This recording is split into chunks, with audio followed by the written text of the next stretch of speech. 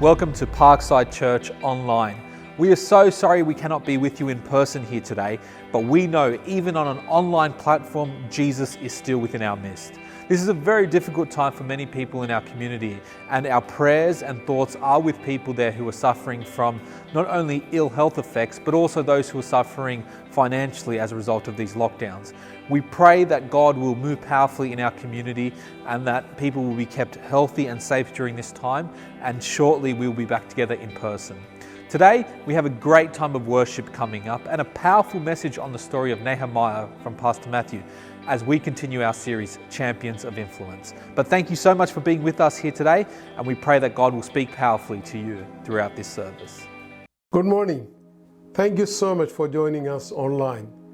I am coming to you from our home as we are still in lockdown here in Sydney. I hope you are keeping well and staying safe during this time. Hopefully, it won't be too long before we can get together in person at our church. Today, we are continuing our sermon series on becoming a champion of influence. The fact is, we all have influence. It doesn't matter who you are or what your occupation is, you have influence. Maybe your circle of influence is wide, or maybe your circle of influence is small.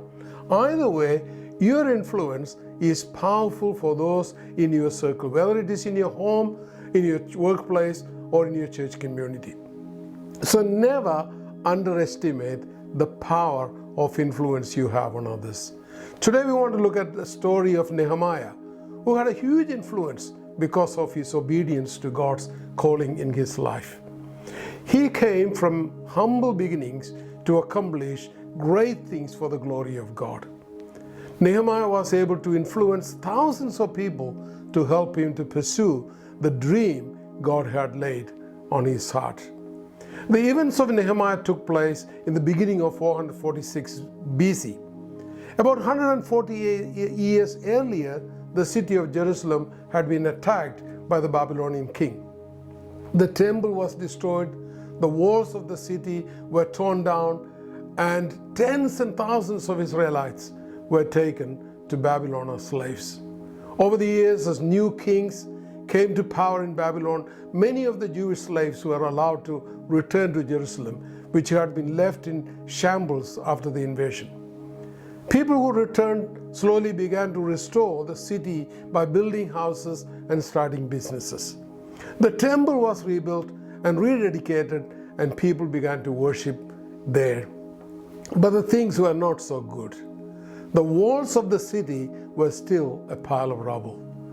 They had temple to worship, but they had no walls to protect.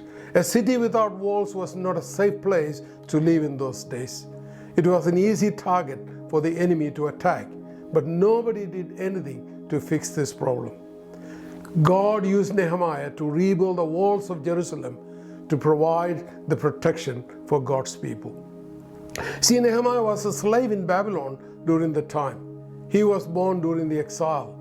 He had never been to Jerusalem, but he had a strong emotional connection to this city because it was the land of his ancestors. Today we want to focus on Nehemiah chapter 1. There are 4 things we can learn from Nehemiah's life in this chapter about becoming a champion of influence. The key word here is obedience. Obedience. Number 1, Nehemiah was willing to seek God in prayer. Look at how Nehemiah responded when he heard about the situation in Jerusalem. They said to me, "Those who survived the exile and are back in the province are in great trouble and disgrace. The wall of Jerusalem is broken down, and its gates have been burnt with fire." When I heard these things, I sat down and wept. For some days I mourned and fasted and prayed before the God of heaven.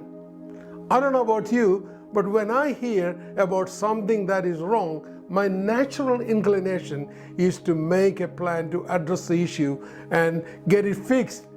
And sometimes I miss the critical step of going to prayer, waiting on God and asking God to trusting God to show His plan and purpose. But from Nehemiah, we can learn that prayer makes us wait and depend upon God. It prevents us from rushing in to fix something. when we do not have all the details. You see, Nehemiah took everything to God in prayer because he knew that with God, all things are possible. God wants us to bring our worries, our anxiety, our dreams and hopes to Him. It's only then that God can reveal His purpose and to direct our path. The Bible says in Proverbs, seek God's will in all you do, and He will show you which path to take. You see, when we seek God in prayer, it helps us to see things from God's perspective. Look at what Nehemiah prayed in verse 5. Lord, the God of heaven, the great and awesome God who keeps His covenant of love with those who love Him and keeps His commandments. Let your ear be attentive to your eyes, open to hear the prayers of your servant, praying before you day and night for your servants, the people of Israel. You see, Nehemiah acknowledged how great and awesome our God is. When we realize how big God is, we are able to have the right perspective. Nothing is greater than Him. No burden is too great for Him to bear. Nehemiah believed in the promise of God. He knew that God is faithful to all His promises, and He will answer the prayers of those who call upon His name. And the Bible says, don't worry about anything, but pray about everything. With thankful hearts, offer up your prayers and requests to God. I know today many people are worried and anxious about the coronavirus. We don't know when this is going to end. We live in an uncertain times. But God is saying to us, don't be anxious, don't be worried, don't be panicked. My peace that passes all understanding will guard your hearts and your minds. You see, prayer helps us to find strength for today and hope for the future. So whatever you are worried about right now, give those worries to God. You heard the saying, why worry when you can pray? See, the Bible says, worry about nothing and pray about everything. That is what Nehemiah did. He brought everything to God in prayer. Now, the second thing we learn about Nehemiah is this, that Nehemiah was willing to change himself. The Bible says Nehemiah was a cupbearer to the king. Now, what is a cupbearer? He was the person who tasted the king's food and wine before the king ate and drank, so that in case the wine is poisoned, the cupbearer drops dead, not the king. It was a position of great responsibility. This was a job typically given to a slave who was trustworthy. Obviously, Nehemiah was a trustworthy slave to have this job. As the cupbearer, he was close to the king. He enjoyed comfortable standard of living. Nehemiah could have lived a comfortable life for the rest of his life in the king's palace. But he heard about the disgrace of Jerusalem. His heart was moved and he decided to do something about it. See, he decided to get involved. You know, obedience is willing to become more than you are today. It is not who you are today that counts. It is who you are willing to become. Nehemiah's story reminds us that if you are willing to become more than you are today, willing to learn, willing to serve, willing to sacrifice, willing to take risks, and willing to change yourself, God can use you in a powerful way to become a champion of influence. The third thing we can learn from Nehemiah is this. Nehemiah was willing to have a broken heart. See, when Nehemiah's brother came to visit him at the king's palace, he explained to Nehemiah that the city of Jerusalem was in such a great trouble. He said the walls is broken down and its gates have been burned with fire. Nehemiah says, when I heard these things, I sat down and wept. That is the broken heart I'm talking about. You see, Nehemiah cared so much about his people that their depressing condition caused him to cry. Let me ask you, what makes you cry? What makes you sad? What breaks your heart? Is it when your team loses the game? When you miss your favorite show? Or is it your holiday is canceled because of lockdown? I want to encourage you to think beyond that. What touches your heart? What causes you to say, this is not right? I can't ignore this any longer. I need to do something about it. You see, God uses people who are willing to have a broken heart. There is a need out there that God is calling you to devote your time and energy to do. It will stir your spirit. It will ignite your soul. It will break your heart. The more time Nehemiah spent thinking about it and praying about it, the stronger became his desire to do something about it. This brings us to the next point. Nehemiah was willing to take responsibility. You see, it is so easy to identify problems. It is also easy to propose a solution or to recommend a course of action. Anyone can do that. But only a handful of people are willing to make it happen themselves. They are the people who would say, if not me, then who? If not now, then when? They say, I got to do something. I will take the responsibility for making this happen. It is what Nehemiah did. After days of fasting and praying, he said, I confess the sins we Israelites, including myself and my father's family, have committed against you. We have acted very wickedly toward you. We have not obeyed the commands, the decrees, and the laws you gave your servant Moses. You see, Nehemiah wasn't blaming anybody else. He wasn't criticizing anybody else. He was saying, I will take responsibility for my actions, for my negligence, for the role I played in this disaster, in this problem. He confessed the sins to God and said, we have not obeyed your commands. We neglected to take your word seriously. You know, it is so easy to blame everybody else when something goes wrong. We blame the government, we blame the church, we blame the family, we blame our circumstances, we blame the leaders. But you know, those who want to make a difference will take responsibility for themselves. That is what Nehemiah did. After confessing his own sins and the sins of his community, he said, God, I am now ready to take this responsibility of building this wall. He prayed, give your servant success today by granting his favor in the presence of this man, the king. And from there, Nehemiah took action.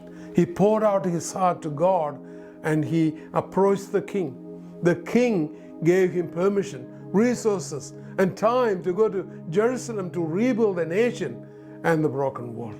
Nehemiah inspired the people. He spent many long hours planning, praying, and working along with his people. He endured so much opposition. He paid the price and he made it happen. He got the job done. Do you know, Nehemiah and his workers finished rebuilding the walls in 52 days. Isn't that amazing? I know this is a short overview of a great story that we're just sharing. So I want to encourage you to take time to read this story. Read the entire book of Nehemiah, and it will inspire you to keep going and not to give up.